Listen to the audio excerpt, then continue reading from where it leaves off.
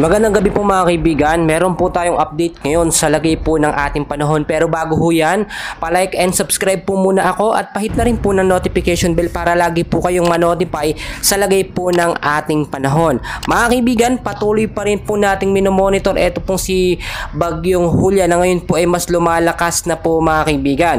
Kung makikita po ninyo mga kaibigan, itong si Bagyong Hulya ay nagme-maintain po ang lakas over the Philippine Sea dito po sa east of Batanes. Namataan po ang mata ng itong bagyo na may layo po ngayon na 445 kilometers dito po sa may bandang east of southeast of Itbayat, Batanes po mga kaibigan. At meron ding layo ito na 425 kilometers dito naman po sa may bandang Basco, Batanes. Ang hangin po niya ngayon ay nasa 55 kilometers per hour, malapit pa rin po sa sentro na may bugso pong pumapalo up to 70 kilometers per hour. Pa southwestward po ang kilos mga kaibigan, medyo mabagal po sa bilis po na 20 kilometers per hour. Mga kaibigan, itinaas na rin po ngayong gabi po at posibleng hanggang bukas pa rin po ito ang storm signal number 1 po sa ilang bahagi po ng Luzon.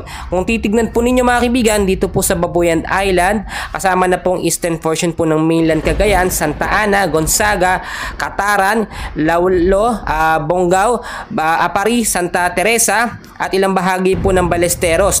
Kung titignan nyo mga kaibigan, lumalakas na po siya ngayon at pwedeng itaas din po ang heavy rainfall warning sa ilang bahagi po ng extreme northern Luzon mga kaibigan. Ito pong si Bagyong Hulya mga kaibigan ay magi-stay pa po dito sa ating bansa at ito'y matagal pa pong lalabas. Pagkataya po ng pag-asa, ito'y po posibleng tumagal po hanggang 5 araw po mga kaibigan.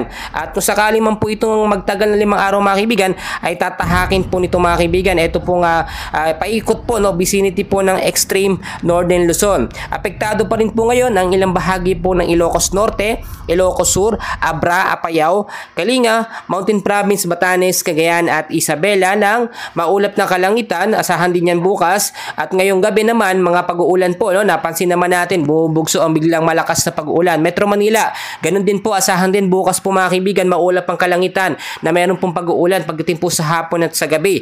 Dahil po yan dito po sa tropical storm na si Bagyong Hulya mga kaibigan. Inaasahan natin mga kaibigan ay posible yung mga bagyo sa labas ay makaapekto po sa paglakas nga po nitong si Bagyong Hulya mga kaibigan. So mas maganda nakaantabay po tayo ngayon sa lagay po ng ating panahon dahil ito po yung sinasabi natin na pang 10 bagyo ngayong taon po ng 2024 at pang-6 na bagyo naman po ngayong September, sunod-sunod po mga kaibigan. So panatilihin natin na nakamonitor tayo sa lagay ng ating panahon mga kaibigan dahil mamaya meron po ulit tayong latest weather update para makapagbantay tayo at makapaghanda po kayo. Mag-ingat po tayo sa banta ng pagbaba sa mababang lugar, kaya hindi sa mga matataas na lugar, sa mga mountainous area in case po magkaroon ng mga biglaang buhos na malakas po na pag-ulan. So yan lamang update natin. Please huwag kalimutan i-like at subscribe ang ating channel. Maraming salamat po.